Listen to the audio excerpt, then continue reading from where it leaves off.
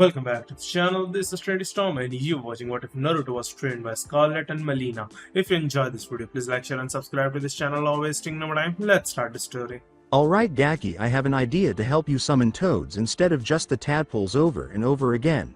Jiraiya tells him. What is it, really pervy? Sage? Inquired Naruto eagerly. As he carried on with his cheerful idiot act, Naruto thought, man, this guy is a jackass. All he has been doing is looking at the girls in the hot spring instead of helping me like he said he was. Yes, now unlike other people you have two chakras that you can tap into. Now I would like for you to us the other, he replied to him. Naruto asks, really, how can I do that? I believe Mel-chan is referring to you. Naruto tells his friend. He's Naru.kun, but she responds, I don't see how you can use my powers when they're filled with too much emotion and different type of power than chakra anyway. It was simple like this, as he gave Naruto a forceful shove. He passed through a stand of trees and began to tumble into a crevice. Naruto screamed, oh you son of a bitch, as he began to tumble down the crack. Okoku got to think now, chakra sticking won't work because of the slippery rocks, said Naruto. As she channels some of her spirit energy into him, Melina tells him, I'll try to help, but I don't think my energy will be able to help you with jutsu. He shouted, thanks Mill. While performing the jutsu hand signals. His hand shot down. Summoning jutsu. He shouted out. A toad the size of his hand emerged along with a puff of smoke. Hi, my name is Gamajichi. What's going on? Where am I? Do you have chocolate? Said the toad. Naruto's eye twitches in frustration, but then he notices that the ground is drawing near. Shit, he said, snatching the toad and protecting it before he slams into the rocks. As he is flung to the other side and slams into that one as well, it somewhat slows his fall.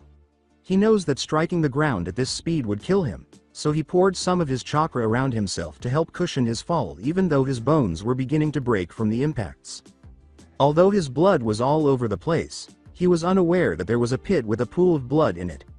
As she swam aimlessly in the blood, thinking that it was all she could do, a blood-red woman thought, I'm bored. Why did he have to seal me here? Then, an intriguing development occurred. Fresh blood began to trickle into her pool. She was shown the person's vague memories, but all she knew about him was his name and appearance. Naruto let out a feeble, OWWW, as he fell hard to the ground. Hey B. Buddy, you alright? The toad said, stepping out of Naruto's embrace. Naruto's voice was weak as he said, alright, good, you're okay. Melina wept as she began frantically tending to Naruto's wounds. Don't die on me, you idiot. You said you wouldn't die because you wanted to be with me. He had internal bleeding, most of his bones were broken, and his muscles were injured. To get Naruto's attention, the toad said, thanks for saving me, but how did this happen? Looking around, Naruto muttered, stupid pervert. He was so shocked that he didn't notice the majority of the damage. While it's true that he was beaten mercilessly as a child, virtually every day, this was even worse. Before he passed out, he said, wait, Jiraiya did this. I have to go tell my pops. I'll try to get you some help.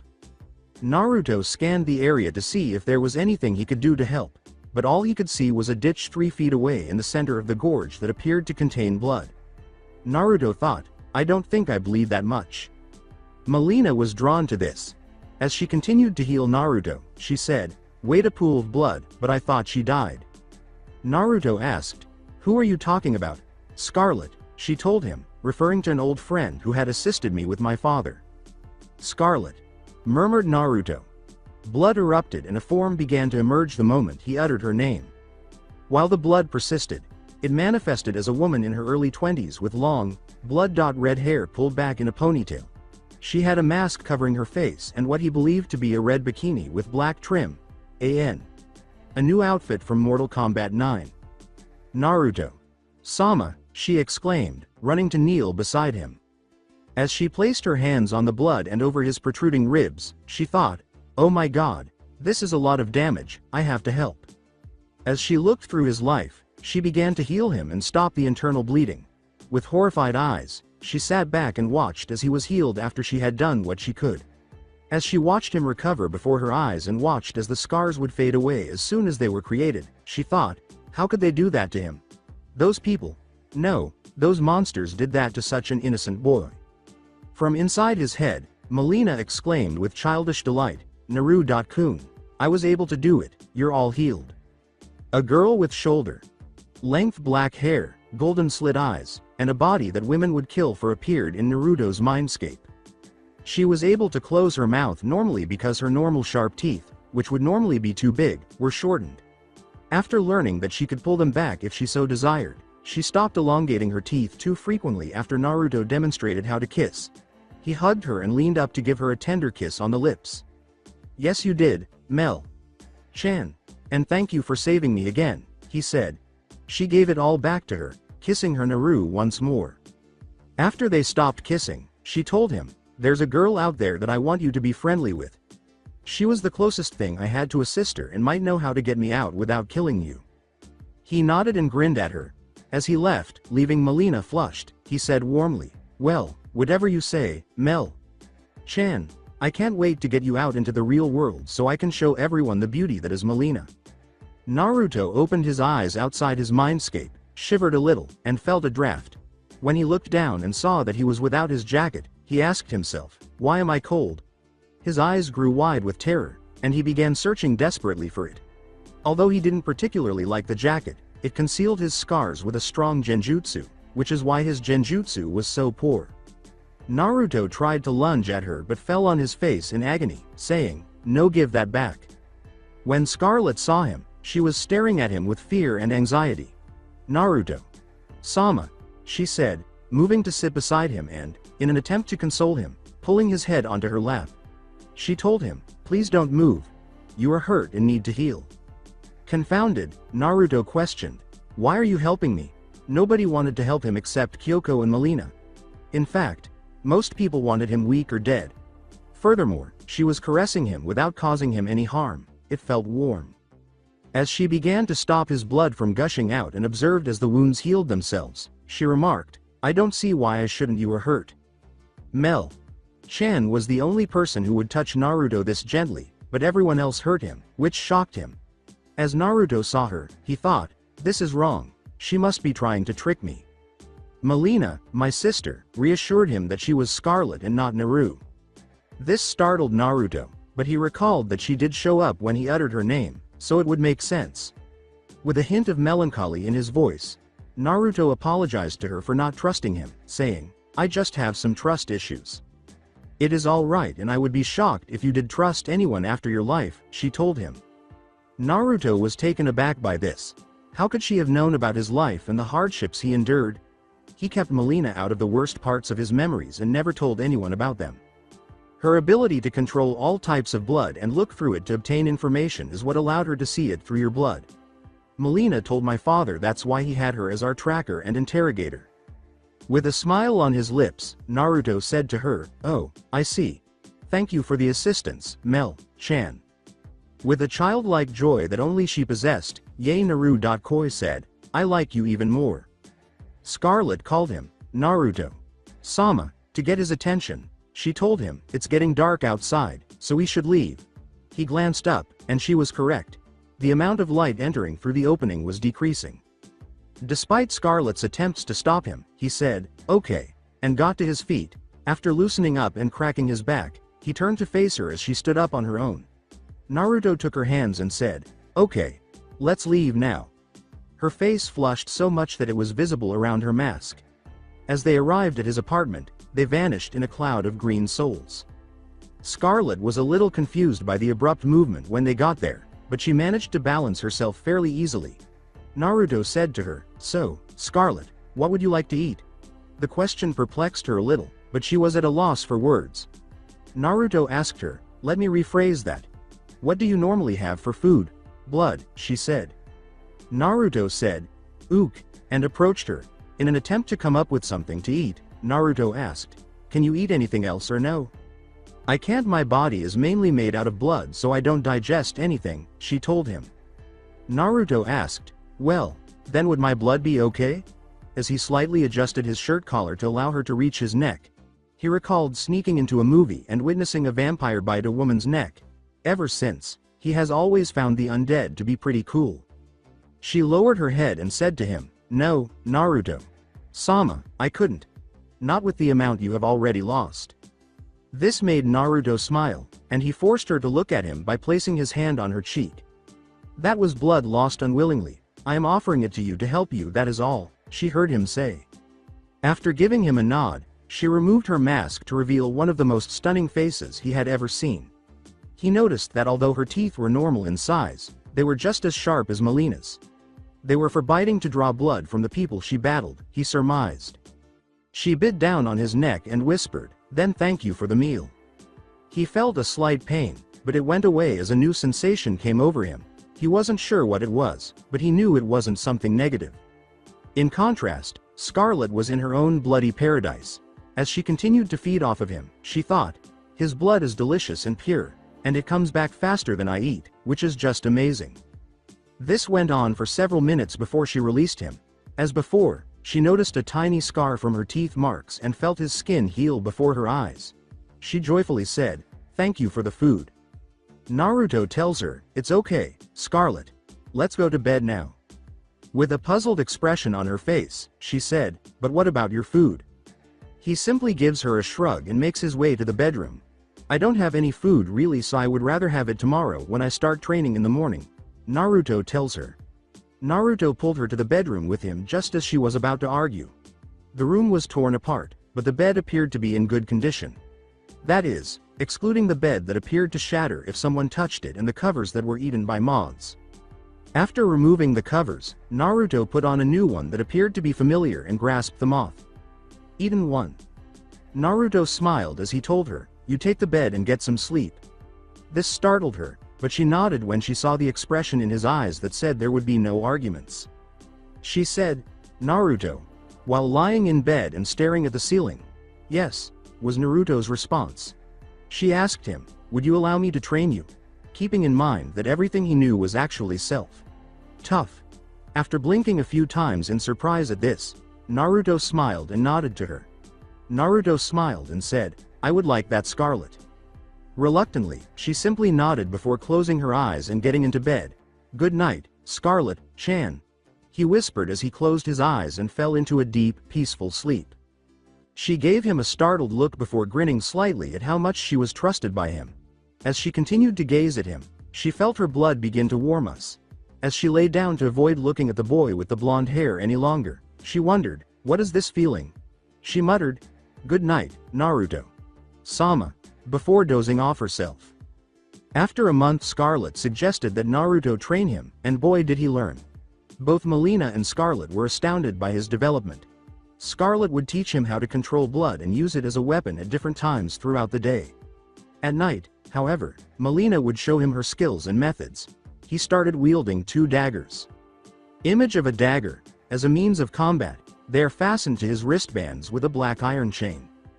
He can launch mid-range attacks with the roughly 10-foot long chains, which have a blue vein-like pattern that enables him to channel chakra into the daggers to boost their speed and damage. Although he is fairly skilled at using blood, he cannot use his opponent's blood unless he comes into contact with it. He is capable of short-range teleportation, and Melina discovered that he could use chakra to intensify his attacks and produce shockwaves. Knowing that he would be fighting Neji and getting revenge for his harm to his serrated sister Hinata, he woke up this morning a very happy camper. In order to kill Gaara, for what he did to his twin sister Kyoko, Sasuke prayed that he would beat him. Since she was his first friend and not a snobby like her brother and most of her family, it was well known in the village that he was fiercely protective of her. When Itachi mentioned that it was his birthday and they wanted to surprise him, she and her mother went over to his house for dinner during the Uchiha massacre. After a week, Kyoko would spend nearly all of her time with Naruto, and during the first few days, she convinced her mother to let her sleep at Naruto's house. After placing a few seals over his house to keep people out and ensure her safety, Naruto gave in. He knew that Kyoko would be upset if he died, and he didn't want her to experience sadness ever again after that night. The aroma of bacon and eggs welcomed him when he woke up, causing him to take a deep breath and enjoy the moment. In an attempt to surprise everyone, Naruto said from his room, "Skarlet-chan, that smells great," as he picked up his new clothes. He dressed similarly to Nero from Devil May Cry. with the exception that he wore a plain red undershirt and black combat boots. He placed the 2 short swords on his back, wrapped the chain around his arms, and put on his wristbands. He also had 2 stick seals on his back. After stretching and rolling up his sleeves, he leaves the room. He discovered Scarlet in her new clothes in front of the stove. She wore a red skirt that hung down to her knees and was split at the sides so she could access her kunai, as well as a red sleeveless belly shirt. Although she had it down inside the house, she still covered her face with a red mask to help conceal her pointed teeth. She took Naruto's comment that she looked better without concealing who she really was to heart and only wore it when he was around. As she approaches the table with his food and sits down next to it, she says, "Naruto. Sama, good morning. I made you some food." Naruto took a seat and began contentedly consuming the food. When he was done, he noticed that Scarlet was hungry and thanked her for the food. He gave a small laugh and shifted his shirt collar to give her a good view of his neck. As she sank her teeth into his neck and sucked up the delectable crimson sustenance that was in his veins, she gladly accepted the invitation. They prepared everything for the tournament, which was scheduled to begin in 20 minutes, after she had finished feeding. Naruto asked, "Scarlet, should I go there in style?" Knowing him and his prankster ways, she smirks and says, "Please do, Naruto. Sama, I want to see their faces when they see your power." Naruto snatched her hand and sucked in a pool of blood, sending green souls flying out. "All right then," he said. The arena. The proctor shouted, "Will Naruto Uzumaki and Neji Hyuga arrive at the arena?"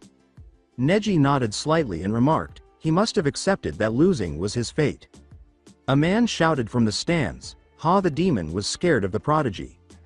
When Naruto emerged in the center of the stadium, he exclaimed, "Who the hell said I was scared of anyone?" The fact that he emerged from a pool of blood with some still on his hair and that there were souls flying everywhere alarmed people. Some of the perverts began to drool as they looked at Scarlet. The proctor grinned slightly and remarked, "Naruto, good timing."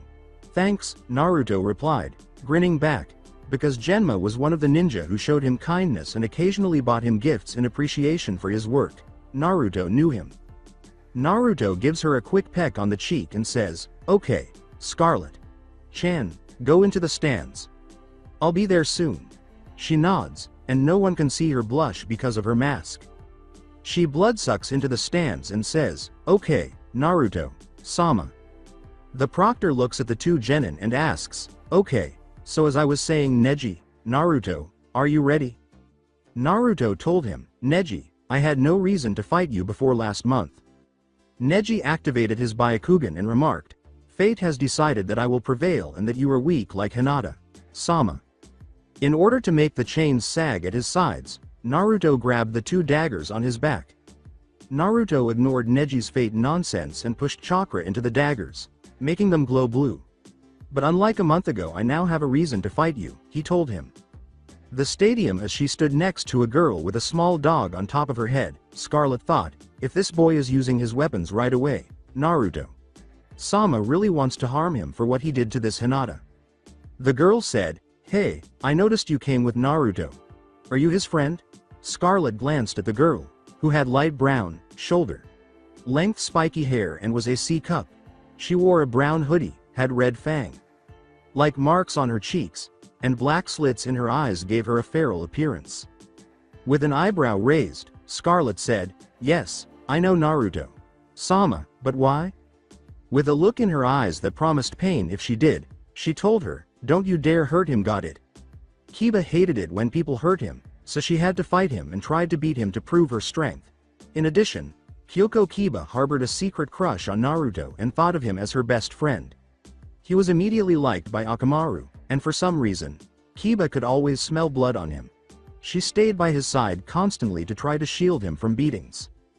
Hinata told her friend, "Kiba-chan, I don't think she is going to hurt Naruto-kun." Kyoko told her, "Ya kibbles, it looks more like she was training him." One of the remaining Uchihas is Kyoko. With the exception of her mother and older brother, she is not a snobby member of her family. For her Sharingan, she has all 3 Tomas. She has a runner's build and is around 5 feet 2 inches. For example, I give the person who drew this all the credit for the gothic attire. She occasionally tries to woo Naruto, But she never succeeds because he stated that he wants a relationship in which he loves the other person and they love him back. He never wanted anything she was taught by her family, but she wanted to make up for what he had done when they were younger. He had no desire for sex, jutsu, power, or status. But he just wanted to be friends with her. As Kiba continued to yell at her, she thought, "I'll get you, Naruto Uzumaki." Kiba said, "And that's what I think," as her breathing became labored, as if she had been shouting for an hour straight without being able to breathe. As she turns back to the stadium, Kyoko dismissively says, "And to me your opinion means nothing now. I want to see what Naruto-kun has planned for the Hyuga." Kiba snarled at the girl while keeping an eye on the stadium to gauge the outcome of the altercation. The stadium's floor Naruto yelled, "Here I come, Neji," and sprang at the prodigy. Everyone there was taken aback by his speed, which allowed him to get closer to Neji in a split second. Naruto slashed with his right knife after lunging with his left. Neji barely sidestepped the attack, but he recovered fast and lunged at Naruto, attempting to strike him with a Juken strike. Simply sidestepping him, Naruto kicked him in the side, sending him flying 20 feet in the opposite direction. A smile spread across Naruto's face as his hair cast a shadow over his eyes. As he disappeared behind him, slashing his back, Naruto muttered, "I can see everything that you throw at me. You're nowhere near as fast as Mel-chan." As he cut Neji's arm, Naruto remarked, "Melina was right. Your style is stiff and lacks flexibility." While getting ready for Naruto, Neji growls, "Are you implying that Juken is flawed?" As he slashed his forearms with his knives, causing blood to spill onto the ground, Naruto remarked, "Oh, the style is most definitely a great one, but like all good styles they have room for improvement. That's what makes them so powerful, because it can evolve even further than it is now." This left everyone perplexed until he began making hand signals and flung his daggers to the ground. As Naruto screamed, he whipped his arms out, fanning the sky with blood. The blood in the air glowed crimson and rained down on the surrounding area. Naruto began performing another set of hand seals and remarked, "Neji, you better learn how to dodge." Reference to Team 3, hee. With a shout, Naruto's bloody graveyard jutsu would cause droplets to gather around Neji and begin launching spears at him from the ground. Neji was able to see and leap over them because of his Byakugan. As he materialized above him in a puff of red vapor, Naruto remarked, "Good try." Neji only said, "What?" before being kicked in the face with an axe and falling to the ground.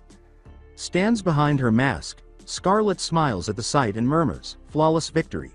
If that's what this village views as a prodigy, they haven't seen anything yet. After a month of training with Melina and me, he was able to wipe the floor with him. Skarlet thought proudly as she observed the ruthless performance. Kiba was literally jumping up and down with excitement as she watched the jerk get his ass kicked, and she yelled, "All right, Naruto." She grinned as she watched the vicious performance and thought, "I knew he was strong. I am so going to get him after this and at least ask for a date." "Very good, Naru-kun," Kyoko exclaimed upon witnessing his display of strength. As she watched the fight with a huge smile on her face, she thought, "He is a perfect husband. He is powerful yet humble and kind. He will be mine after this tournament. Maybe he can even knock my brother down a few pegs." Booth. KJ was giggling uncontrollably as the Kazekage and Raikage arrived to witness the battle. As he turned to face his two bodyguards, A remarked, "Your Jinchuriki's power is amazing, and his ability to show no mercy when it calls for it is astounding." One was Yugito Ni, a 16-year-old girl, and the other was B, his brother in all but blood. B kind of rapped, "Hey yo little nine, got all the moves and power for this fight." The Eight Tails grinned and said to B, "Who, that boy is powerful, and it looks like Kyuubi helped him a little too." Yugito addressed him in a worried tone, saying, "He is powerful, Asama, but something is bothering me." Confused by her concern for someone other than himself or B, A asked, "And what would that be, Yugito?" As she observed that most of the villagers were furious, she remarked, "I see those of this village are looking at him with nothing but hate and disgust, like he is some kind of abomination." A nodded after taking a look at this. A asked, perplexed, "Hokage Sama, why is that? Isn't he supposed to be treated like a hero like Minato?" asked. He had only witnessed a few members of his village gaze at Yugito in that way, but they were too afraid of him to take any action. Then the Hokage sighed, because they only see the boy as Kyuubi, not as Naruto Uzumaki. Minato wanted everyone in the village to see him as a hero, but the council thought of him only as a demon and spread that to the populace while I was in a coma for a month after the Kyuubi attack. By the time I returned it was too late and I could only work with some small loopholes to help him have his life bearable. The Hokage told them with a tearful expression. On the inside, he was grinning a little at Naruto's newfound strength and considering how he could make up for what the red-headed woman had done. Knowing that Yugito and B were weak in comparison to the 9 and that they were carrying the weight of the Biju inside of them made the Raikage very angry. Had it not been for Minato's admiration for seals, he believed the beast would have gone on the rampage and destroyed this village. That is unsettling. Don't they know that if his mind breaks he will end up letting it out? A grumbles. Hokage responded to him with a heavy sigh. I tried to explain that to them but they would not listen. As she stared at him, Yugito thought, that poor boy, but she also felt a connection to him because she knew what it was like to be treated that way, even if only slightly. Seeing the foolishness of this, A became impatient and asked, then why is he not with the clan? I wanted to do that but until recently he was a civilian and fell under their rules. Now that he is 15 I wanted him to be in a clan but he doesn't trust most of the clans except for 3. The Inuzukas, Hyuga, and 3 of the Uchiha that are left, he told them. Losing patience, A questioned, then why has he not gone to them? Because he doesn't want to be a burden to them after everything that has happened to him. Many times my Anbu have retrieved him from forests where he was hiding from the village. I have seen his home and it gets vandalized and destroyed within days of him going back, he said while sighing deeply at the recollections. Everyone who heard that gave him a startled look. Hearing that, even Orochimaru flinched a little. As he watched the fight, he thought, Naruto-kun, it sounds like you've had a rough life. Perhaps I could persuade you to come as well, Kukuku. The stadium's floor as he painfully stood up and prepared, Neji wondered, how did he get behind me? I saw him transform into pure chakra and then come behind me, like he teleported, but only the Hirishin of the 4th could do that. Naruto's blood began to whirl menacingly around him as he said, give up Neji or I will not hold back. He stood rigidly in his position and shouted, I am a Hyuga, we are the most powerful clan in the Hidden Leaf. Naruto chuckled softly, admiring Neji's resolve, but he was still going to force him to apologize profusely for what he had done to Hinata. With a menacing smile on his face, Naruto uttered, good spirit, let's break that now. With a flick of his wrist, his swords wrapped around Neji after he threw them at his sides. Naruto stated icily, don't even try using rotation, that will only hurt you in the end. Being as obstinate as any Hyuga, Neji ignored him despite being shocked that he was aware of the technique. He shouted, rotation, as he released the chakra from every chakra point and tried to spin quickly, only to find himself more ensnared in the chains. According to Naruto, I warned you, as he began to make his own hand signals. Neji, this is all I have left for you. As he completed his final hand gesture, he stated, we are the masters of fate and can control it however we see fit. Only those with weak wills will not be able to control it. Fiendish chain as spikes protruded from the chains encircling Neji, Naruto screamed and administered a numbing toxin that rendered everything numb save for pain. Neji experienced the initial surge of this and immediately fainted from the intense pain coursing through him. Naruto grinned and began to leave, saying, he isn't getting up. As the medics rushed to Neji, Genma declared, winner Naruto Uzumaki. Melina wasn't keeping quiet about his victory in his mindscape as Naruto ascended the stairs. That was incredible, Naru-kun. You beat the living daylights out of him and even applied some of the methods I taught you. Melina was bouncing up and down with the same childlike joy that Naruto could see. Of course I did, Melina, they have strong powers, and I knew it would bring you joy. Naruto grinned as he thought to her. As he made his way to the top of the stairs, she burst out laughing. He saw the group of other possible Chunin when he stood up.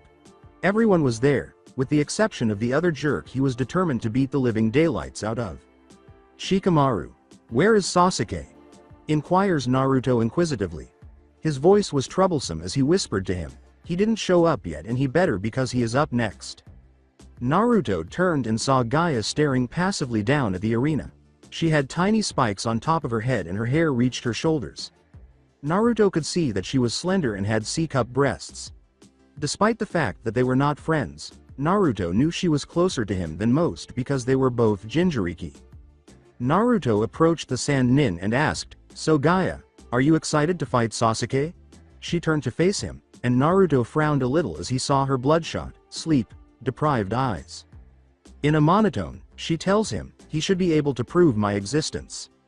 Naruto tapped her shoulder and smiled. Why does he need to prove you exist? Everyone was taken aback when he did this and the sand didn't block it.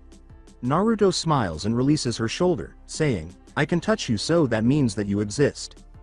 He noticed Genma's somber expression as he turned back to face the arena. As it is, there will be a delay on the fight between Sasuke and Gaia. The next match will commence now, he said. Naruto cried out, WWWHHHHAATTTT. Upon hearing this, he thought angrily, that jerk arrived late and he gets a pass until he gets here. That is bullshit. Melina was ragging in Naruto's mind with the same thought. She felt somewhat relieved that Naruto had created an army of punching bags in the shape of Sasuke so she could vent her rage. One of the women in the crowd yells, that is bullshit. Although Naruto thought she was entirely correct, that sounded like the snake girl from the second exam. As the next match continued, Naruto left the room in the hopes that Skarlet would help him relax because he was no longer paying attention. Skarlet's bright red hair made it easy for him to locate her when he went to the upper section. As he approached, he saw that Anko was behind Skarlet and that Kiba and Kyoko were also present. As he got closer, Skarlet said, Naruto. Sama, it's good to see you. Under her mask, Naruto could see that she was grinning, and he couldn't help but smile. As she gazed at him, Anko said, Yo Gaki, you grew up nicely, with another grin that split her face. Knowing that he had done the same thing in the past, Naruto recognized that it was phony. Turning back to reality just before he was tackled by two blurs, Naruto thought, I wonder why she hides. Is it because of her tie to Orochimaru? I'll have to see for myself. Naruto.kun, nice job. Kiba exclaimed joyfully as she embraced him tightly, and Akamaru joyfully hopped on top of his head and yelled. Kyoko greeted him with a joyful, Naru.kun, you did marvelously, as she and Kiba hugged him. Naruto was initially taken aback, but he couldn't help but smile broadly at this, letting go of his earlier rage as he gave them back the hugs and thanked them for the prayers. Kyoko, I am going to beat the hell out of your brother when I fight him, sorry in advance, she heard Naruto say. She smiled and said to him, I don't mind, please do, someone has to knock some sense into him. When they released Naruto, he looked around and said, oh right, where is your mother? She had to pick up something at the compound quickly, she replied. Naruto gave Kiba the idea by nodding and turning to face her. She and Hana needed to fix things at the compound. The new pups came yesterday and they are ripping their hair out trying to get everything together, she replied. As he returned to their seats and sat on the stairs, gazing down at the battle, Naruto nodded and grinned slightly. While that Tamari girl was using a wide-ranged wind jutsu to blast the area, Shikamaru was hiding in the trees. As they watched her attack him once more, Naruto deadpanned, wow, that is a little excessive against Shikamaru. No offense to everyone, but this is getting really boring, said Naruto. Everyone simply gave a nod of agreement. As she watches, Kyoko remarks, I wonder when this is going to end. I see Shikamaru still thinking of a plan, but if he can't get close his jutsu is useless. As they watched, Naruto remarked, agreed, I give it another 10 minutes before he gives up. Naruto wanted to participate in the betting that some of the others were doing. I bet that he is able to win but gives up at the last minute, says Naruto.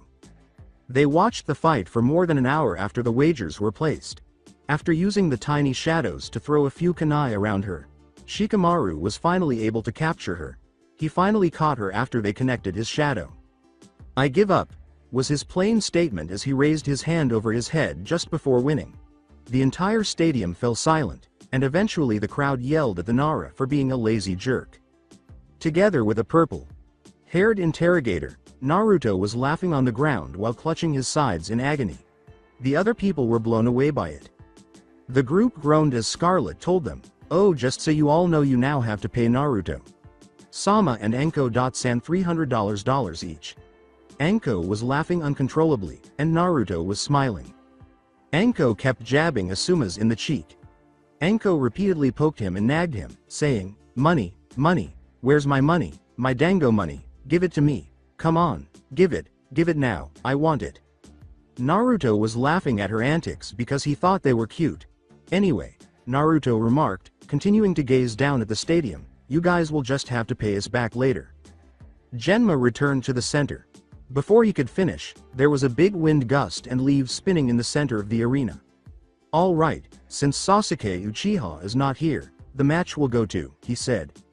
In an instant, Kakashi and Sasuke were standing side by side in the center of the arena, both sporting smug expressions.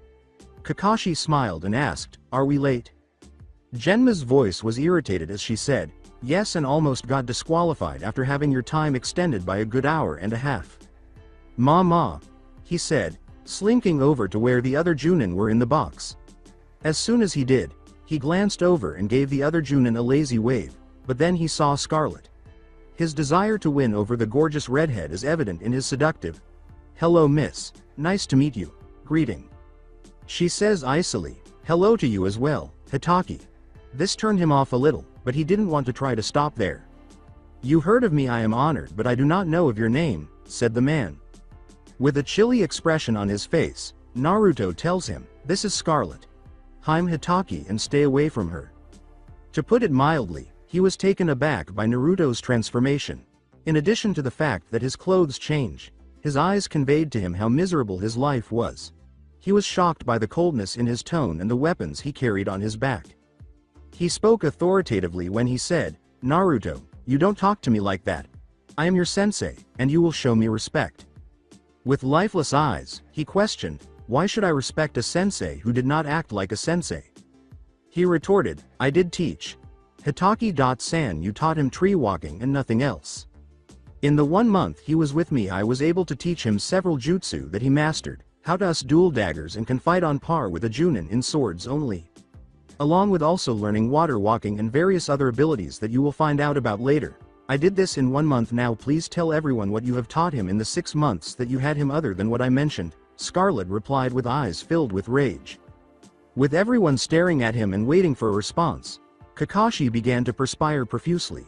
He told them, I taught him team building and various other skills. Naruto turned to Guy and said, okay, how about we try this and compare?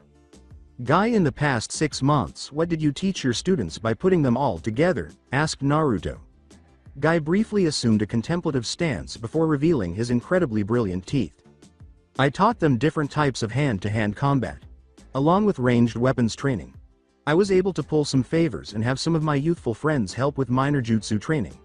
But most of all I taught them the power of youth, he said in a cordial manner. Naruto nodded while shielding his ears. Okay, now, Kurenai. Sensei, Naruto addressed the female. I taught them based on what they wanted to know. Kiba and Hinata learned field first aid to better help on the field. Shino learned tactics so he could be the team's strategist, so I recommended some books and teachers to help him. They also have their family techniques that they like to stick to, so I just add where I can, she said. Naruto asked him, okay, thank you, and Asuma, yours is similar to that, correct? He smiled when he nodded to him. Naruto screamed angrily, now Kakashi, what was that about teaching us, Huuu? Since he was supposed to be a high-ranking sensei, the other people there were now staring at him in disgrace. As much fun as it is to see him squirm, let's go and watch the fight, said Anko. Everyone gave a nod, and Naruto was beaming. Sasuke and Gaia were about to engage in combat. What's up with Naruto discussing the release of his actual power? Gaia and Sasuke's bloodshed is about to start. With a shit-eat smirk, Sasuke shouted, ha, bring it, I'll show you the power of the Uchiha clan. However, Gaia was no longer interested in this battle. She kept thinking about another person in the stands. As her sand circled around her, she thought, Naruto Uzumaki, do you understand me, or was that a lie? She considered killing Sasuke to prove her existence as she stared at him, but then she remembered what Naruto had said. I'm touching you, am I not? That indicates that you're real. She nodded at her reasoning, thinking, I'll see if that's true and I won't kill him, I'll just beat him so bad he wish I did. Are you both prepared? Shouted Genma. They both gave him a nod, and the altercation started right away. Sasuke tried to strike Gaia with a straight lunge, but the sand prevented him from doing so. He was knocked away by her sand. In a monotone, Gaia told Uchiha, "You are weak." For some reason, she kept thinking about Naruto, and it was beginning to get on her nerves. However, she was able to toss him around like a rag doll even with only half of her attention. Sasuke shouted, "Stop being a coward," as he attempted to strike her once more but was blocked, as he disappeared in a Lee-like form. Sasuke screamed, "Okay. Then let's see how you handle me trying." Gaia was sufficiently startled by that to become distracted. When he struck her, she believed she saw the bushy-breasted boy behind him. She quickly realized he was confusing her with a genjutsu and decided to attack after she skidded back. Stan's Naruto angrily screamed, "That son of a bitch is copying Lee's fighting style to hurt Gaia." He respected Lee because, like him, he earned what he had, even though he did want Sasuke to win this battle so he could beat the living daylights out of him. He was furious that Sasuke Teme was now taking all of his hard work to fight her. That was also Kyoko's line of thought. She would not lie about the techniques she had copied. She would, however, ask to do it if it came from a comrade in order to better comprehend what they were teaching her. Since Lee's style was dojo in the first place, her brother was not even supposed to take it, but he did so without asking. You must learn from someone in the dojo that if you steal their techniques, you could be put to death. Skarlet grabbed him by the shoulders and said, "Naruto Sama, please calm down." She was astounded by the intense rage he was experiencing. His blood was boiling and he was speaking rapidly to her about it. To get his attention, she tightened her grip on his shoulder. Once more, she whispered to him, "Naruto Sama, please calm yourself." After a brief moment of staring into her eyes, Naruto sighed deeply. With a feeble smile, he said to her, "Thank you and I'm sorry for that, Skarlet." They returned to the fight, and although she was flushed from this, she nodded to him. From what they could see, Sasuke was on the wall, appearing to be charging something, while Gaia was now inside a sand dome. "God damn it, Hitaki," was Naruto's cry as he began to notice sparks of light surrounding Sasuke. "What?" he inquired naively. "You taught him that jutsu or you fucking tarded. He has no patience and would gladly kill anyone in his was ally or no, and you had the bright idea to give him an assassination jutsu?" Naruto began to scream. He responded, "I don't see how it is your concern who I teach what do." As Naruto watched Sasuke charge at Gaia and stab through the ball of sand, he remarked, "I will get you for this later." A blood-curtailing scream followed. She let out a cry of, "Blood, my blood," as the sand began to sink. When it did, a wounded Gaia clutching her side in agony with blood gushing from a gash on her left side was visible. Her blood smelled pure with a hint of madness, and Naruto could not help but have his mouth water when he smelled it from where he was. He thought somewhat angrily, "God damn it, Skarlet, you had to go and get me addicted to blood, didn't you?" Then an idea struck him. Naruto thought aloud. Why didn't the last time Gaia got hurt she sort of snapped? In addition to Skarlet, the other individuals there began to reflect on what had happened to Lee. Gaia snapped and began slamming him into every wall she could find as soon as he was able to get off his primary lotus. As she observed sand erupting from all around Gaia, Kurenai remarked, "This might end badly." Since Sasuke will be getting his ass kicked, Naruto would say that this is going to be good, but he would also like to do it himself. "He may make it through this," Naruto casually remarked. After witnessing the sand transform into a variety of weapons, he began slamming into Sasuke in an attempt to destroy him. Naruto uttered the words, "or not," while panting. Naruto told him, "You will have to get him to forfeit if you want him to live." After saying, "He will be fine," sand encircled Sasuke's leg and flung him against the wall, creating a hole and cracks in the spider web. As they watched the onslaught, he repeated, "He might be fine." Naruto would feel sorry for Sasuke if he were even slightly less of a jackass, but instead Skarlet, Kiba, Kyoko, Melina, and Anko were all laughing uncontrollably at how he was being beaten up. In some way, Gaia became insane and began using two paddles made of sand to hit Sasuke between them while using him as a ping-pong ball. At 6 right 7 left, the score was close. From behind them came the words, "The Uchiha Sama will die if this continues." Another said, "We have to save him," and began to get weapons ready. When Naruto realized they were Chunin, he stopped laughing and gave them a chilly stare.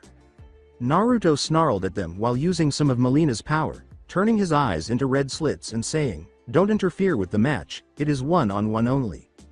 The amount of murderous intent being forced upon the Chunin almost made them urinate. Naruto turned back to the arena, where Gaia stood over Sasuke, who was lying on the ground in a bloody, broken mess. Naruto grinned a little as Gaia reluctantly backed off when the proctor called the match. Naruto thought, she shares our bloodlust. Melina, meanwhile, was laughing uncontrollably at the carnage and Sasuke's ass kick. She was actually bouncing off the walls in Naruto's mind.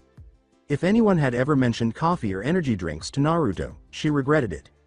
The proctor called out, "Winner Gaia of the Sand," to everyone. Many people were shouting that she cheated or something similar, not believing that their beloved Sasuke Sama could possibly lose to the red-haired bitch, while Naruto and a few others applauded her. To avoid being noticed, Naruto and Scarlet made their way out of the crowds and went to see how Gaia was doing. Given their expertise, they were able to handle it because they knew it was only a flesh injury. Furthermore, the doctors here would not assist her if Naruto was correct, and they would hurt her later in the tournament for injuring their Sasuke Sama. When they arrived at the waiting area, Gaia was sitting on the floor, clutching her side while wearing a crazy expression. Her sister tried to assist, but each time she approached, the sand would rise to protect her, making it impossible to approach her. Scarlet was at her side shortly after Naruto. The sand rose up when he attempted to touch her. With a slight scowl, he raised both hands and began pushing them through the sand. He grabbed her shoulders to get her to look at him even though it was encasing his wrists and threatening to crush them. Naruto told her, "Calm down, Gaia-chan. We just want to help you, okay?" He could sense her trembling as she looked at him. Based on the way she was unconsciously creeping closer to him, he could tell by the look in her eyes that she was both afraid of and desiring the contact. Naruto told her, "We're going to help you, all right." For a full minute, she stared at him, trying to determine whether or not he was telling the truth. She nodded when she realized he wasn't, and he seized her and held her in his arms. Aware of the gash, he put his arm around her stomach and held her hand tenderly. Scarlet attempted to approach to assist, but was obstructed by the sand. She moved her hands away and remarked, "It appears that you are the only person she will allow to get close." Naruto glanced at Gaia and gave her a nod. Naruto told her, "This will hurt a little, but it will seal the wound all right." She gave him a nod. Gently, he placed his hand over her gash, through the opening in her shirt. Despite her pained hiss, she made no attempt to stop him. However, she was slightly crushing his hand. As his hand began to glow a faint red, Naruto, a minor regeneration jutsu, whispered. As soon as he began, the blood stopped and the gash started to close. The others looked on in disbelief. The mother of Gaia, in particular, was warning her not to fight him at all because she knew he had the 9 tails from the chakra's aura. Naruto began to heal the injured muscles as the wound closed. Gaia began to feel uneasy during the whole time he was doing this. As she watched him heal her, Gaia thought, "Why is he helping me? We are enemies, yet he helps me. And what is this feeling I get from being near him? It's warm and strange." Naruto said, "All right, done," as he released her side and prepared to get to his feet, but the sand encircled him and stopped him. Naruto said to her in a worried tone, Gaia-chan, you can let go now." "No," she told him with clarity. After she closed her eyes and leaned back against him, everyone except her siblings started to perspire. A moment later, light snoring could be heard. As Tamari prepared to bolt from the place, she thought, "Fuck, we're all going to die." As he approached the door to escape if necessary, Kankuro thought in terror, "I don't want to die yet." With a sigh, Naruto turned to face Gaia and realized that the sand would not allow him to leave anytime soon. Upon closer inspection, he could see the top of her seal on the nape of her neck. He knew it was a bad mad one based on what he could see. According to what he understood, it actually created a window for the demon to awaken when she passed out. However, since it didn't appear, it must have realized who was holding her, which made him smile. "Mel-chan, it appears that your reputation is still quite strong," Naruto addressed her. Giggling at all the times she tampered with him, she said to him, "He, I know Shukaku is everyone's bitch and can't fight back." Given that she was over 1,000 years old, Naruto chuckled a little at her capacity to behave like a child. The proctor shouted, "All right, will Shino Aburame and Naruto Uzumaki come down?" "I forfeit," Shino shouted, drawing a perplexed response from everyone else nearby. He shouted once more, "Okay, will Tamari and Gaia come down?" Tamari shouted, "I forfeit as well." She thought a little fearfully, but she was also grinning at how calm her sister was. "If I wake her up, she will definitely kill me," she said. He shouted angrily, "For the love of, find Naruto, Uzumaki and Gaia." Kankuro shouted, "Proctor, my sister is too hurt and unconscious to fight." He shared Temari's thought process, being mindful not to wake her. The Proctor sighed, though his eye was twitching in annoyance. "Find Naruto Uzumaki come down here as our winner," he shouted. After considering his circumstances, Naruto came up with a plan. He created a blood clone by using his nail to stab his thumb. Then he replaced it with the blood clone that now contained the dozing Gaia. She did not wake up from the change, but she did stir slightly in her sleep. To welcome Genma, Naruto leapt to the ground. Naruto questioned him, "Has there ever been a period where only 3 fights occur?" "Well, there was one time, but why didn't anyone fight?" Shino I guess saw it as logic. "But what about that Tamari chick and Gaia?" he inquired. "Well, Gaia did pass out, but Tamari knows what happened to the last person to wake her up and didn't want to," he told him.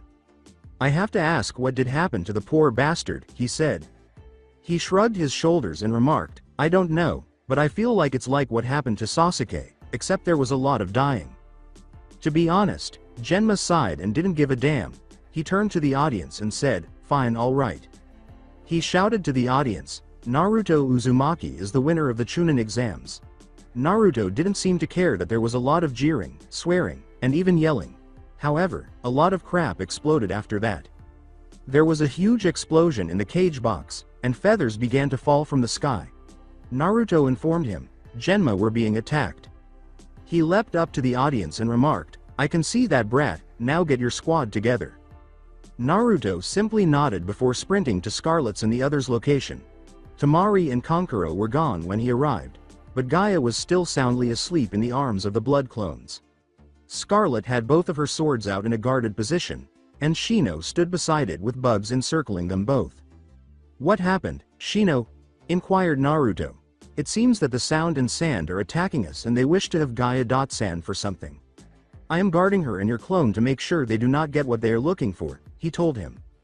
"Alright, keep doing that, they need her for this invasion, they will only be weaker if we keep her here," Naruto told him. Naruto told Skarlet to let go. They hurried out the door after she gave him a nod. As they rushed to the crowd to assist, she told Naruto, "Sama, you should take off your restraints, this is a war zone." "Right," was his response to her as he paused and began making hand signals. His words, "release," caused several seals to briefly glow before disappearing.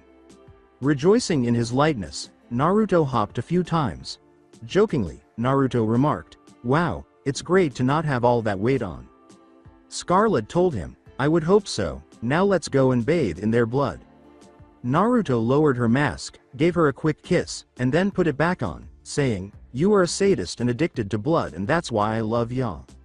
Her blood was racing and she was agitated. Now to feast, Naruto smirked savagely and disappeared from sight. Skarlet followed closely behind, giggling a little at how much she could corrupt him into loving blood. With his blades out, Naruto swung at the group, shouting, "There are some of them." "What the fuck?" was the last thing one of the sound nin could say before Naruto cut his jugular. He stabbed someone in the stomach, causing them to collapse. He pushed the blood out of his body, splattering it all around him. Naruto started making hand signals while they were stunned by their comrade's explosion, and when he finished, he grinned homicidally. He growled and used bloody graveyard jutsu, which caused the blood all around him to impale like spears. In the meantime, Naruto was giggling uncontrollably after being drenched in his adversary's blood. As she dispatched other ninja, Skarlet thought, "Normally I would be worried, but it's good for him to let loose every now and then." Naruto. Sama is having a lot of fun. As he tore out someone's spine, Naruto screamed, "Come on you pussies, it's not that painful." As he continues to wreak havoc among their ranks, Naruto said in a giddy voice, "Okay, I might have lied." As they watched the terrifying scene of Naruto tearing everything apart as he ran through enemy ranks, some of the Leaf Nin stopped fighting along with their opponents. "Haha, this is fun!" exclaimed Naruto. continuing to make his way to the Hokage's booth in a bloody line. As Kyoko, Kiba, and Anko attempted to evacuate people, Skarlet came to a stop beside them. The three of them were in utter amazement at Naruto's display of power. As Kiba watched Naruto slash through the enemy ranks as if they were nothing, she thought, "Holy shit, Naruto is tearing it up, and the way he is moving with all that wild power, he is a true alpha." As Kyoko continued to observe the display, she thought, "Naru-kun, you are a loving person if you let someone in. You are truly powerful and know not to show mercy to an enemy. I hope that after this you will let me in as well. I wonder if you see through me as I believe you do. Only time will tell." Anko thought as he got a little wet at the bloody display. "Damn, you went through worse shit than me, Gaki, and you still pushed forward and got this strong in only 1 month." She still has an obsession with blood, and she thought it looked good the way it was dripping off him.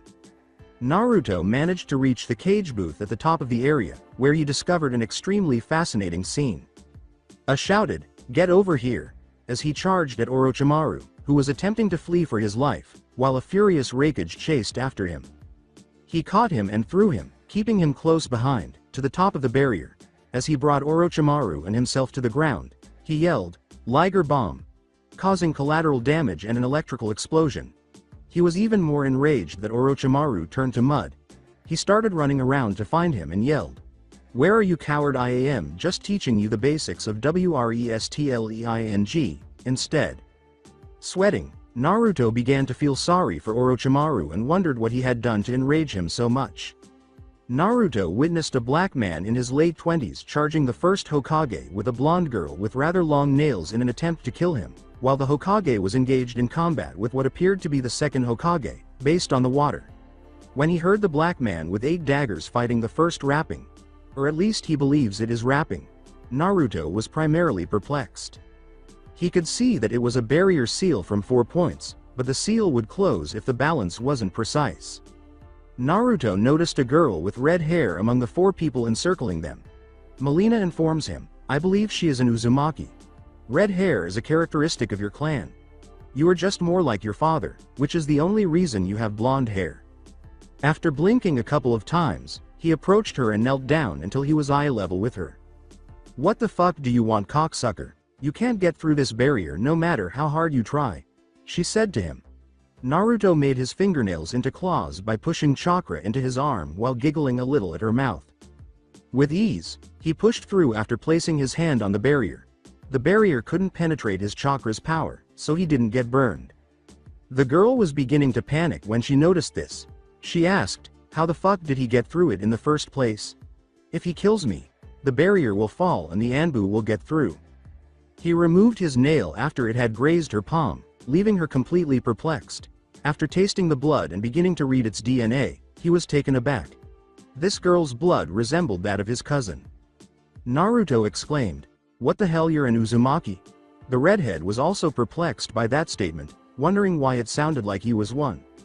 She screamed at him, angry that he had evoked unpleasant memories. "So what if I am there's only me and Karen left?" As he pushed his hand into the barrier once more and pocked the pressure point in her neck, knocking her unconscious, Naruto said to her, "So I did have family, oh Hokage. Gigi, you will be answering a lot of questions, but for right now, sorry about this." When she did, the barrier fell swiftly, and A was furious just in time. Orochimaru was whirled around like a top after A was able to seize his legs. He shouted, "Stay out of my sight," as Orochimaru was launched into orbit. As Naruto watched Orochimaru transform into a star, he deadpanned, "Wow, that was a lot of anger." To get the girl to Skarlet, he created a blood clone and had it seize her. "Watch your back, Yugito," shouted the black man. Naruto noticed a branch pointing toward her heart emerging from the tree. As he used his teleportation to appear in front of Yugito, Naruto thought, "This is going to hurt." If he hadn't grabbed the tree branch to stop it from passing through his stomach, it would have continued to do so. As Yugito turned to look behind her, she saw Naruto take her shot. Why did he do that? She wondered bewilderedly. He spat out some blood and said, "I got you now, bastard." He turned behind him and made a few slow hand signals. As he coughed up more blood, he told her, "Get everyone out of here right now." Despite her shock, she nodded and began removing everyone. With a small smile, Naruto turned back to face the Hokage, who was staring down at him while brandishing a kunai. As he completed his hand signals, Naruto muttered, "You should never make me bleed, it's only going to make this more powerful." With a sadistic smile on his face, he spread his hands and said, "Bloody Havoc Jutsu." Around them, the blood began to pool around him. A sharp increase in wind caused him to clasp his hands together. Then Naruto let out a blast of wind and blood. Immediately after, a huge red tornado swept through the area, consuming everything in its path.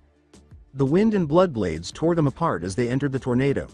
Later, as the jutsu grew stronger and larger, their blood added to its potency. Since they were fighting for their lives, all of the Leaf Nin were immune to this jutsu, with the exception of Tayuya, Kyoko, Kiba, Anko, Scarlet, Guy, Asuma, and Karana. Most were unaware, but the only reason he is okay as the tornado's core is because some of his blood was on them, protecting them from the tornado's damage. Naruto shouted, "Be shreaded into nothing," as he finished the jutsu. All of the nin and other people who were caught in the jutsu poured blood all around him. While Melina was tending to Naruto's wounds, he was lying on his back in the center, screaming at him for being a fool and hurting himself for a girl who wasn't Scarlet or her.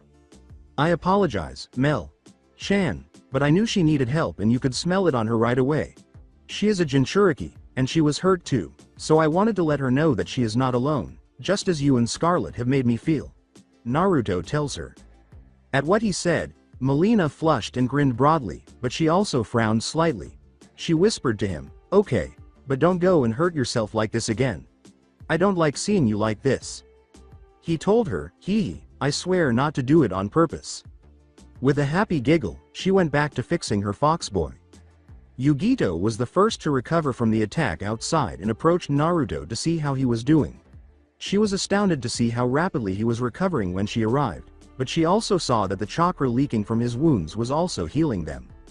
As she knelt down to pick him up, she thought, "You are truly amazing, Naruto. He has that much control over the Nine Tails even with how his village treats him." After giving her a somewhat perplexed look, Naruto decided to let her carry him as he could tell she didn't intend to hurt him. Scarlet, holding a red-headed man who was unconscious, stopped her as she stooped to take him to a medic. She gave her a menacing look and demanded, "Where are you taking Naruto-sama?" Yugito immediately realized that she would undoubtedly die if she attempted to harm him in any manner. Defusing the situation as soon as feasible was her only hope. She was fortunate that Naruto was still alive. In a whisper, he told her, "Scarlet, don't worry, she is just helping." He was heard, and Scarlet gave him a nod. Understood Naruto. "Sama, now follow me, we are going to bring him somewhere safe," she was informed by Scarlet. Confused, she said, "Shouldn't we take him to a hospital?" At that, Scarlet sneered. As she began to jump off, she told him, "Hell no, they will only try to hurt him. We are going back to his house so he can heal in peace." Yugito trailed behind, stunned by her words. She thought, they would try to hurt him. Why is he in a position of power here? If he wanted to kill them, how could they be so stupid? When they arrived at his house, Scarlet placed the redhead on the couch. Yugito trailed closely behind and was dismayed to see where he resided. As she entered, she muttered aloud, "The forest is better than this place. I know that, but this village would destroy anything he gets, so he does not own anything expensive or nice," she told her. This surprised Yugito. She followed Scarlet to take Naruto to his bed, thinking, "This village, they're monsters. What would happen if he lost control? This entire village would be burned to the ground in a matter of seconds." She saw that the bed appeared to be about to collapse when they arrived. More concerned that the bed may shatter than that it was hurting him, she laid him down gently. As she followed Scarlet out the door, she muttered, "No human should live like this." She pointed to the other chair and Yugito sat down. "I know, but this is how it must be if he is to live here. If he tires to get anything nice, it is destroyed the second he leaves the village on a mission. He only has some things that are safe, and those are presents that he has hidden from his friends," she said. "Now you have seen and know what Naruto-sama is, and I need to know, are you going to be a friend to him or fear him like everyone else?" she asks her with seriousness. "If he lets me a friend, he saved my life without second thought to his own safety. I see his life and see how he is able to go through it all. He is a good man," she said her. Skarlet nodded to her after a few moments of staring into her eyes. She told him, "All right, you can go whenever you want. I'll take care of him," but then she heard someone knocking on the door. Naruto's blood clone was carrying a still sleeping Gaia with a ring of sand around him when Skarlet got up and unlocked the door. "I came to the house like boss told me to, and here is the girl she still refuses to let go," the replica said. "All right, go and sit on the couch and let her sleep. From what I saw she hasn't slept in a very long time," said Skarlet to the clone. It proceeded to the couch, nodded, and followed instructions to the letter. "I think I will stay as well. This has been a rather tiring day and rakeage. Sama will be able to find me if needed," Yugito replied to her. "All right, go and sleep in the guest room. I will be looking over the house," said Skarlet to her. Yugito simply nodded before falling asleep. When she did, Skarlet grinned slightly and removed her mask to show it. Naruto. "Sama, you are becoming very popular with these girls. That Yugito girl might try to hide it, but she fell hard for you. I guess no one ever tried to protect her like you did, and without a second thought, no less," she remarked while chuckling. After saying, "Tomorrow will be interesting," she went to the refrigerator, took out a packet of blood, and began to drink it. She scowled. As she drank more, she muttered, "Naruto. Sama's blood tastes much better than this." The following day Naruto awoke without opening his eyes, although he did become conscious of his surroundings.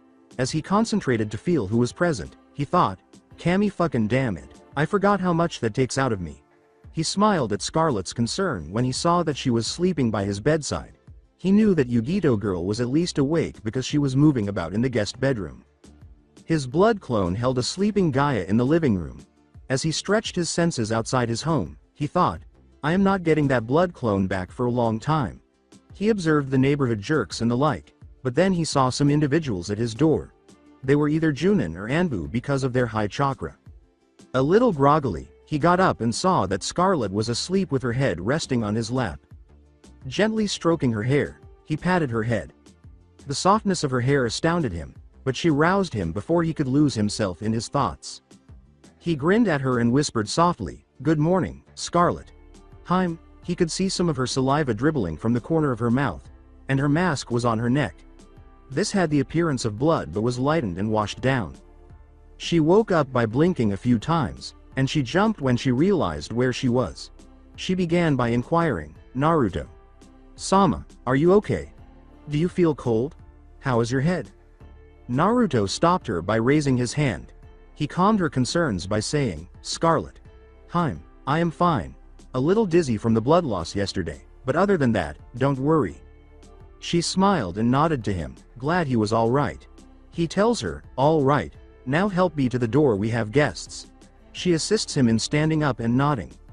When Naruto saw that he was dressed and that his blood was lacking, he turned to Skarlet in confusion. He questioned her, "Skarlet, did you wash me when I was unconscious?"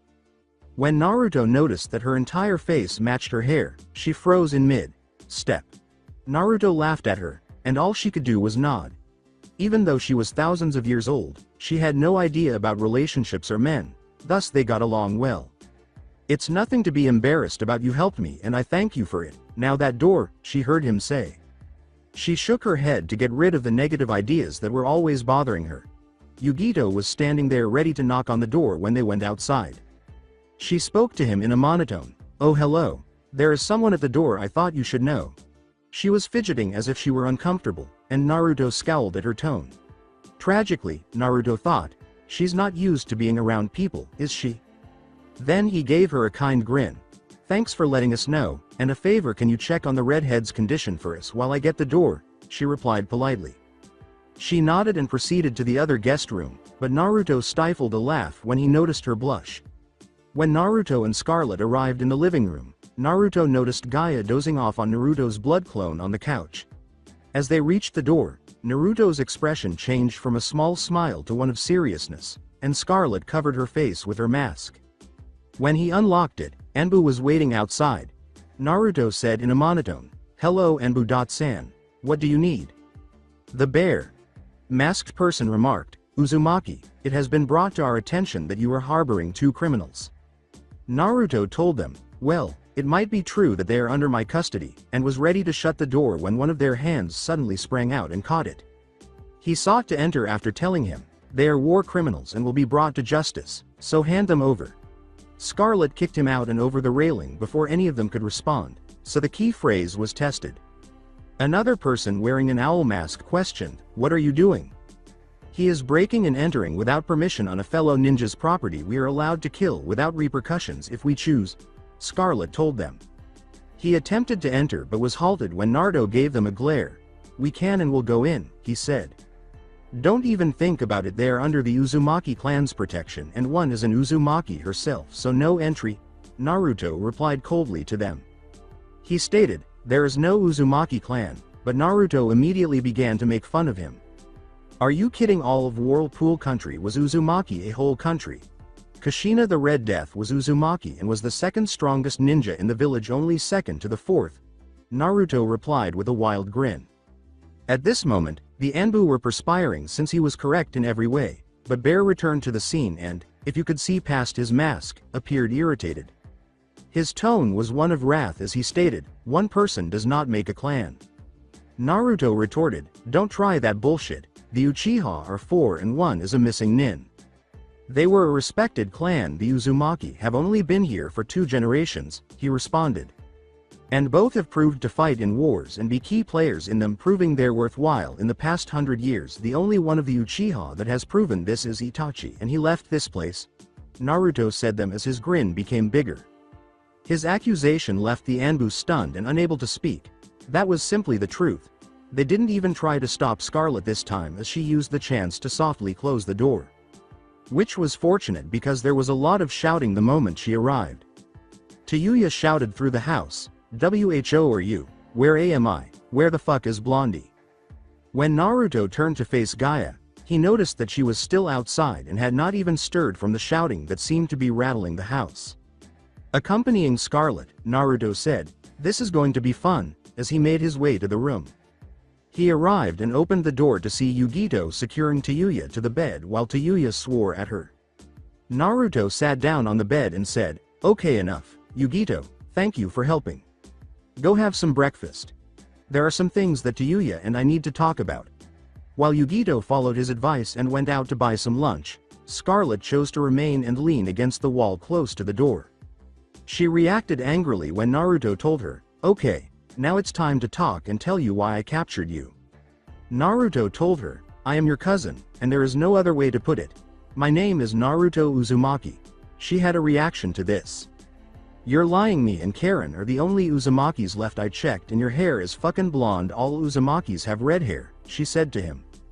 "This is true, but I inherited my father's hair color, that is why," she said.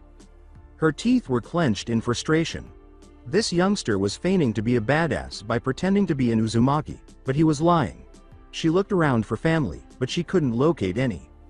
"I can guarantee I am not lying. The reason I took your blood yesterday was because I was checking a suspicion of my friend. She believed you were another Uzumaki and I was too desperate to find another living member that I agreed. Me and Skarlet specialize in blood jutsu, so doing a blood test by taste is very simple, so when I found out that you were a member of my clan I took you away from the battle," Naruto told her.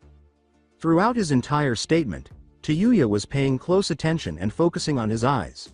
She prayed that he was telling the truth as he went on because, like him, she was in dire need of family. She observed that he had not lied once during the entire speech and explanation. When he was done, she murmured to him, "You're not lying, are you?" keeping her face hidden by her bangs so he wouldn't see how desperate she was. He said to her quietly, "No, I am not." She threatened to crush him with an embrace before he could respond. Skarlet was about to respond when she realized she was just giving him a hug. She mumbled into his shirt, "I've finally found another piece of family." At this, Naruto grinned and gave her a gentle hug in return. "Yes, you did, Tayuya, you did, and when we can get Karen back to and live through this together as a family," Naruto replied to her. "Do you know what happened to Kin? She was a person from Sound who was in the Chunin exams," he responded. "I remember her. I wanted to thank her for beating the hell out of that banshee of a teammate I have," he told her. Knowing that Kin did despise fangirls and non-kunoichi gals, she laughed at it. She wanted to know where her best friend was, so she asked him, "But do you know where she is?" Naruto told her, "We will have to check on that." He made a dozen shadow clones that fled out the window before she could question. When they did, they produced other shadow clones that began scouring a large region. And we will know when they find her, but for now let's find a way to get rid of that unlike hickey on your shoulder, she replied to Naruto. Her mood worsened instantly. You can't, she told him bluntly. Oh yes, I know Orochimaru's work and that he puts a part of his soul into the curse mark, but that makes it easy for someone that knows how to destroy souls, Naruto replied to her. Unable to understand what he meant, Tayuya arched an eyebrow in perplexity. Naruto addressed her, saying, Skarlet, get me one of my daggers. With a nod, she left the room and came back a moment later holding one of his daggers in her other hand. The game looped. As he accepted the dagger, he joyfully replied, Thank you, Skarlet. As he directed his soul energy into the knife, he told her, Now you have to stand still for this to work, and it will not hurt you much, but it will feel like a first-degree burn. Tayuya became somewhat alarmed when the blade began to glow an Omoni's green. Naruto grinned and jabbed at the curse mark on her shoulder, causing her flesh to graze. Bye-bye pedo, he said. Her neck burned, and she let out a painful hiss.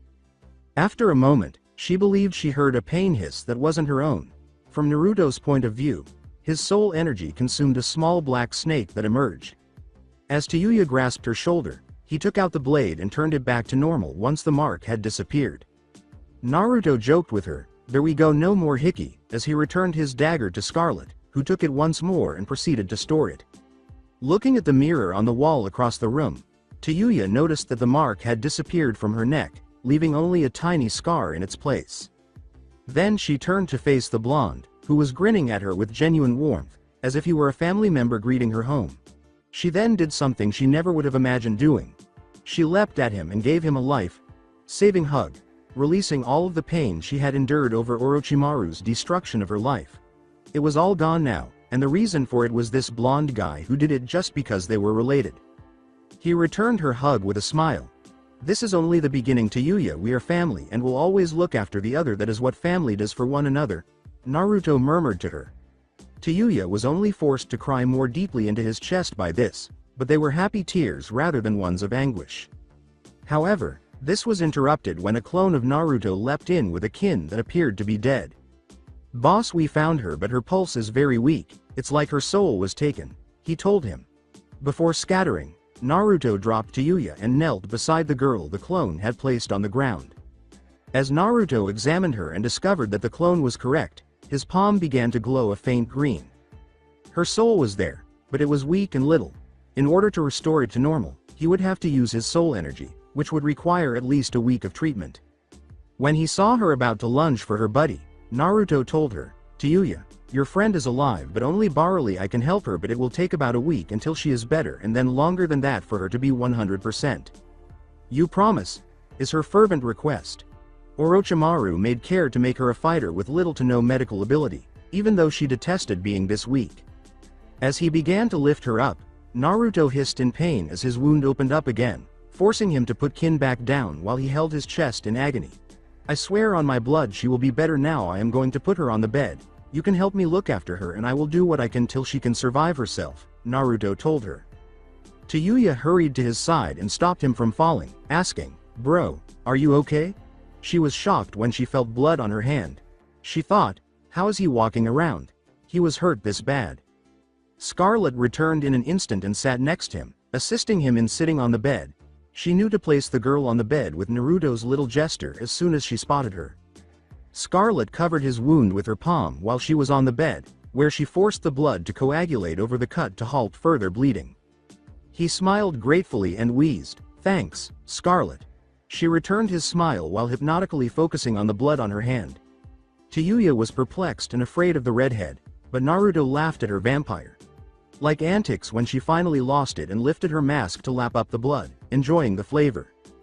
Don't worry, she won't take your blood, she is too addicted to mine, but because of me being injured she didn't take any of mine at all today, and yesterday there was the exam so she didn't take any yesterday, so she is starving, Naruto said her. After giving a simple nod, Tayuya turned back to her friend.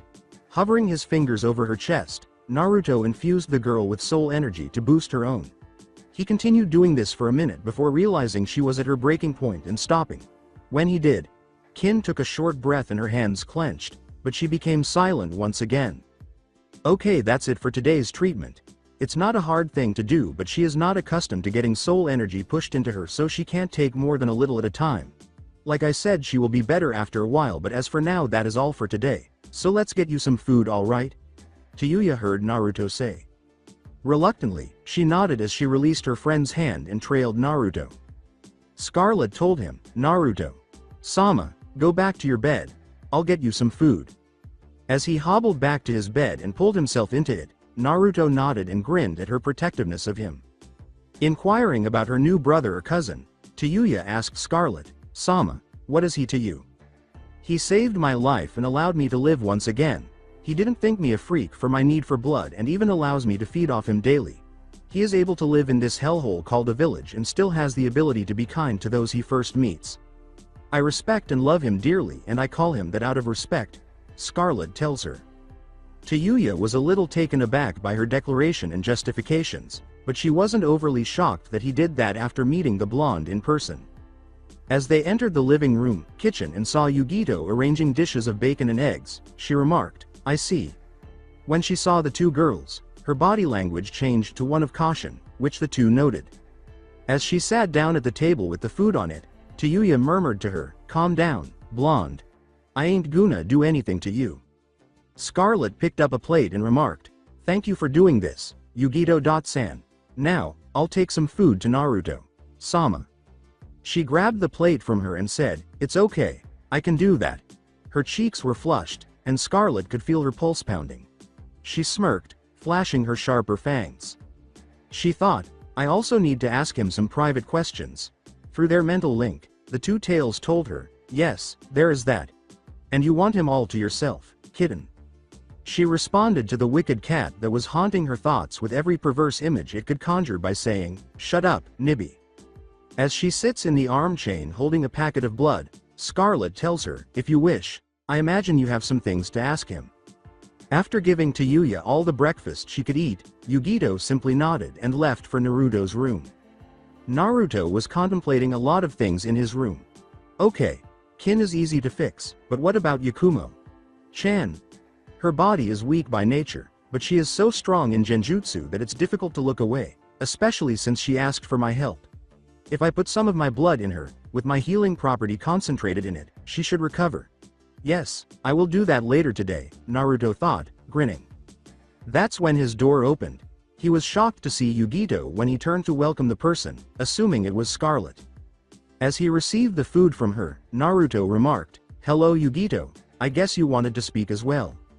She sat at the edge of his bed and replied, yes, I really only have one question. He gazed at her and took a bite of the sausage, enjoying the flavor. And that would be, was what Naruto said. She muttered, why? Why what? A bewildered Naruto inquired. She shouted, but she began to ramble. Why did you save me? Take the blow for me. You don't even know me and we are from different villages, yet you. Naruto grinned and told her, there was no reason not to. You needed help and I knew I could, so I did. No one willingly gets stabbed through the chest without wanting something. What do you want to have sex with me? Be with the cute blonde. That's all anyone wants is me for my looks. Well, I won't agree to that. I never will, she said in a whisper. Naruto was taken aback by this and appeared dejected, understanding her perspective. People have only ever asked him to do things without ever considering that they should return the favor, but whenever he did something, they always expected something in return. Naruto asked her if she wanted to know the true reason he had assisted her. She gave him a hard, angry look, but he could tell it was a facade when he noticed that she was trembling a little, as though she was terrified of the response. He put out his fingers for her to count 9, saying, I'm 9 miss 2. Now that Killer Bee's words made sense, her eyes widened in shock. I saw that you never had many to trust and even fewer that were kind to you. I just wanted to show you not as all lost. I am like you and wanted to let you know that the best way I could.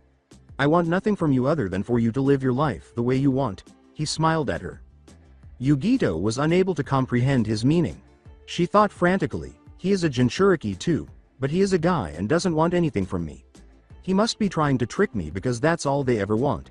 What is he trying to pull? Nibby smiled and said to her, kitten, he is being honest with you and he really wants you to live your life as you want and nothing else. Please, kitten, just trust the kid. He is a good. hearted person that you fell for, whether you like to admit it or not. As she turned back to Naruto, she responded, "No, Nibi, I don't.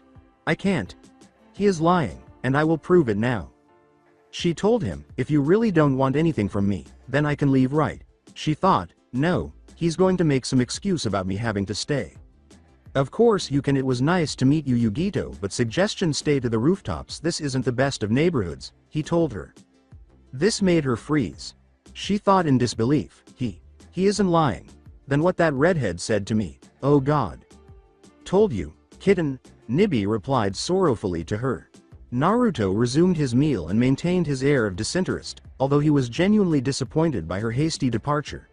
He thought sorrowfully, I suppose nobody wants to be with the demon. Not even my own kind. Melina angrily reprimanded Naru, saying, "What did I tell you about talking about yourself like that?" She detested it when he believed he was what the villagers constantly called him. Naruto responded to her, "I'm sorry, Mel-chan. I'm just depressed. I'll be better after a while. And if I don't want to leave," Yugito said in a whisper. This made Naruto's eyes widen in surprise, but he still gave her a kind grin. After witnessing his snap yesterday, Naruto joked, "Then you can stay as long as you wish. Just remember to tell your Raikage about you being here. I don't want him destroying my house to find you." She giggled at the concept and remarked, "Haha, I will. Asama does that sometimes." Naruto tells her, "I understand that he is a good man, isn't he?" "Yes, he is like my father and Killer Bee is like a brother. They're the only ones that I truly trust," she said him. Naruto spoke aloud, "That must be nice, a family who. Wonder if I will ever have one of those." "I am sure you will, Naruto-kun. Now I am going to send a message to Asama letting him know I am safe and where I am. You don't like that door, right?" she said. Although Naruto assumed she was joking, her serious expression made him perspire.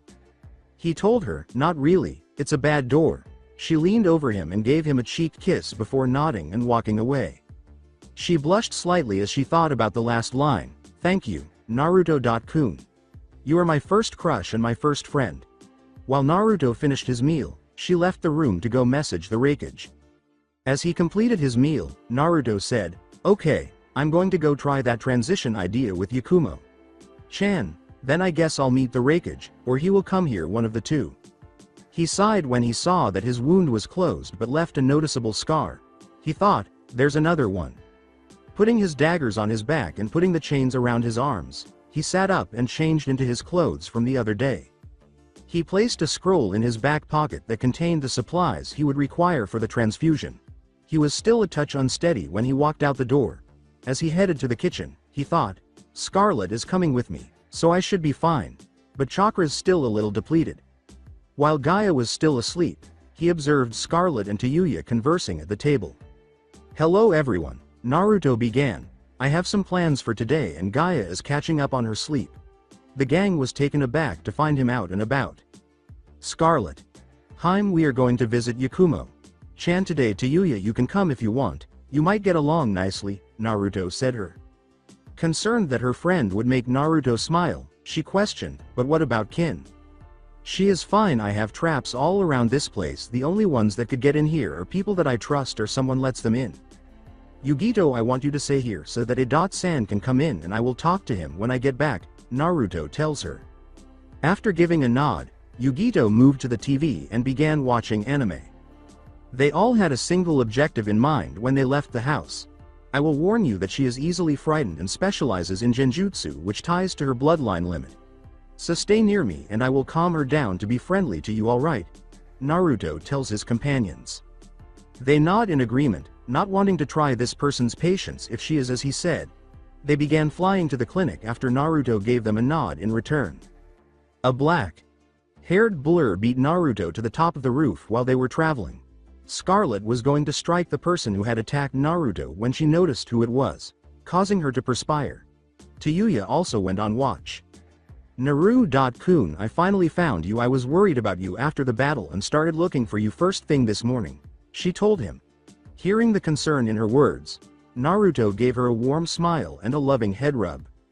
"I'm fine, Kyoko-chan. I was just tired and went to get some sleep and we are going to go and visit Yakumo-chan. Do you want to come with?" Naruto said to her. She nodded and grinned at him as she left him. They began jumping off again after he lifted himself off. Naru.kun, you did amazing yesterday. I was wondering if you thought about my offer again, replied Kyoko. Kyoko. Chan, I will say this again, I am not going to marry you just because of a marriage proposal, he told her. This made Kyoko feel very down. Her voice was melancholy when she said, then you don't like me. Tears began streaming down her face, slightly smudging her mascara. Kyoko was startled when Naruto abruptly stopped and gave her a tight hug. Kyoko. Chan, never say that again, I care about you more than so many in this village, but you are not listening to what I said, she heard Naruto remark. She froze at his words, then remembered them before realizing what he had spoken. She said, what if I asked you to date me? She sensed something gentle pressing against her cheek as Naruto's hold on her tightened.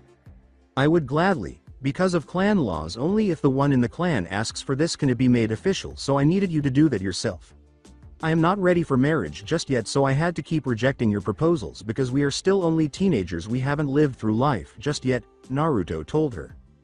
Despite internally scolding herself for ignoring that law, she grinned and gave him a joyful hug in return. And don't worry Naru.kun, I know about the CRA being placed on you soon and I will be fine with it as long as it's only people we agree to, she said in reply. Naruto released her and smiled at her. With a newlywed couple, the party proceeded to the clinic.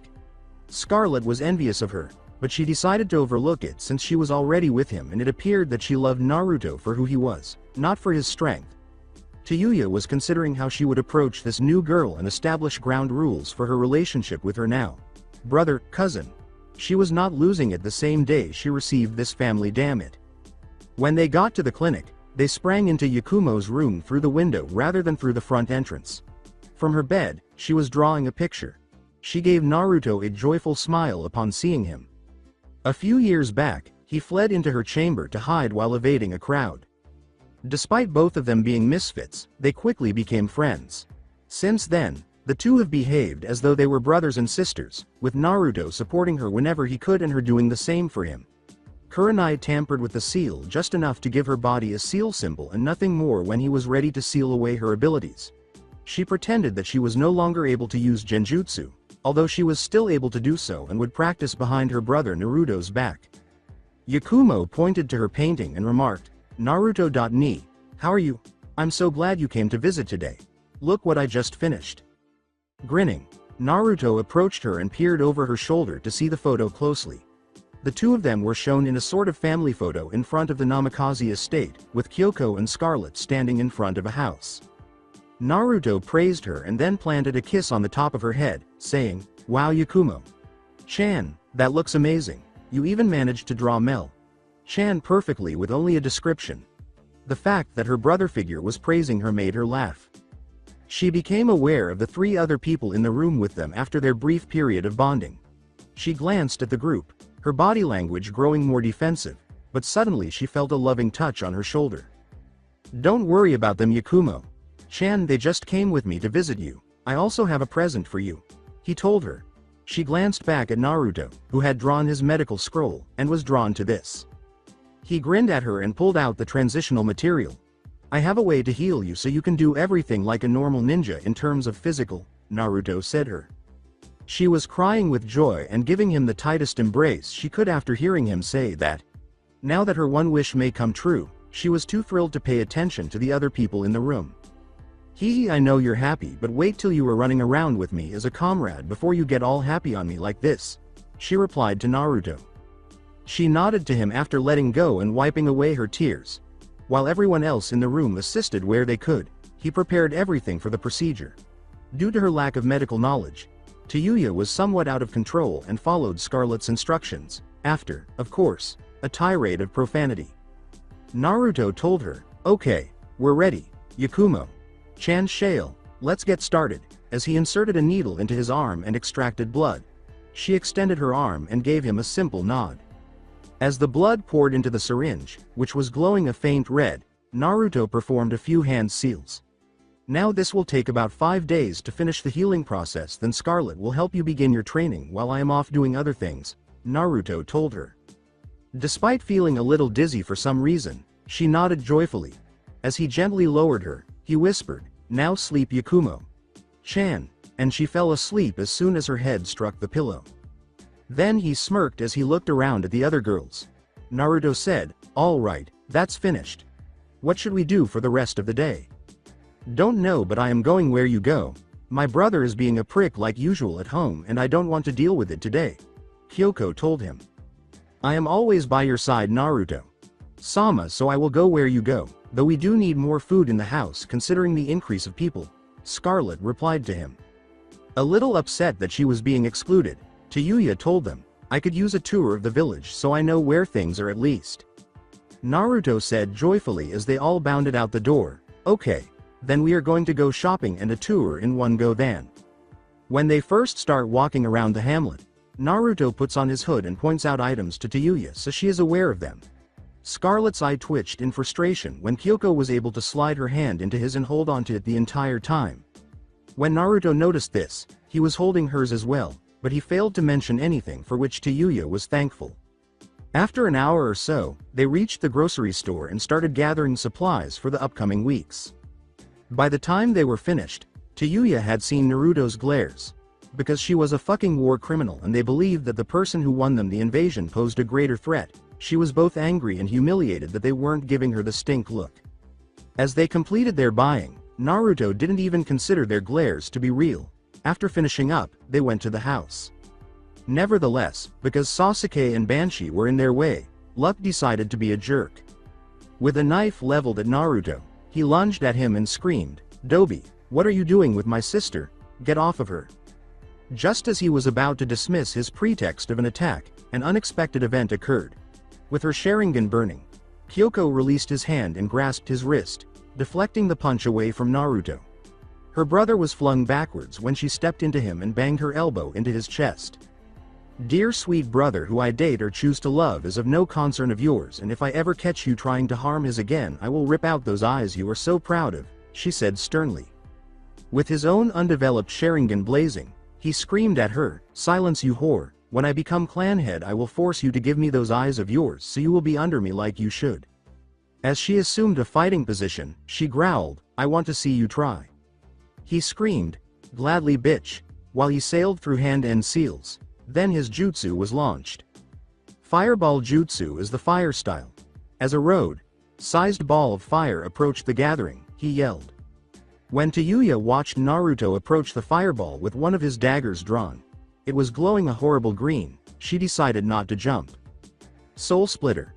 Soul Release as he sliced upward, sending a shockwave toward the fireball, he growled. The Soul Splitter easily cut it in half, but it kept going in the direction of the Uchiha. As the green slice proceeded, the Banshee did the right thing by tackling him out of its path. It struck one of the trees. It was split clean in half, but as the leaves perished and it crumbled to dust, it appeared to be drying out quickly. Sasuke screamed at the girl with the pink hair, "Get off me, woman." She apologized to Sasuke-kun, but she was only attempting to assist him. He hissed at her, saying, "I don't need any help from you." He had an idea when he turned back to face Naruto and noticed the daggers. His power must originate from those daggers. He thought, "I'll get those red heads, they look strong, and the council will give me them so I can spawn powerful children. Then I'll be able to destroy the dope and then put my whore of a sister back in her place." Soul Release. Crazy Rush, Naruto muttered. He appeared to start running after saying that, but instead he disappeared into a cloud of crimson vapor. Sasuke attempted to duplicate it but was unable. Naruto then reappeared to his left, but he vanished once more. Then his forearm was slashed. A mist would pour from his back, chest, and legs, and Naruto would slice him before he could even respond. Before he fainted from blood loss, Naruto spent a few more minutes tawing the Uchiha. "You are weak and only feel strong when others are beneath you. If you ever try anything to those I care for again I will not hesitate to rip you apart time and again," Naruto said to him. An ecstatic Kyoko tackled him right away. She kissed his cheek and whispered, "Naru-kun, I could have taken care of myself, but I am glad that you were willing to take care of me." After Naruto grinned at her, Scarlet and Tayuya approached and commended him for putting the teme in his proper place. Tayuya gave Naruto a back pat and joked, "Now let's go home. I think there is a certain lighting user waiting for us." After giving her a nod, Naruto led the group back to his house. So that's it for today. I hope you guys enjoyed it. Don't forget to like, share and subscribe to the channel for more awesome stories like this. Thank you. See you all in my next video.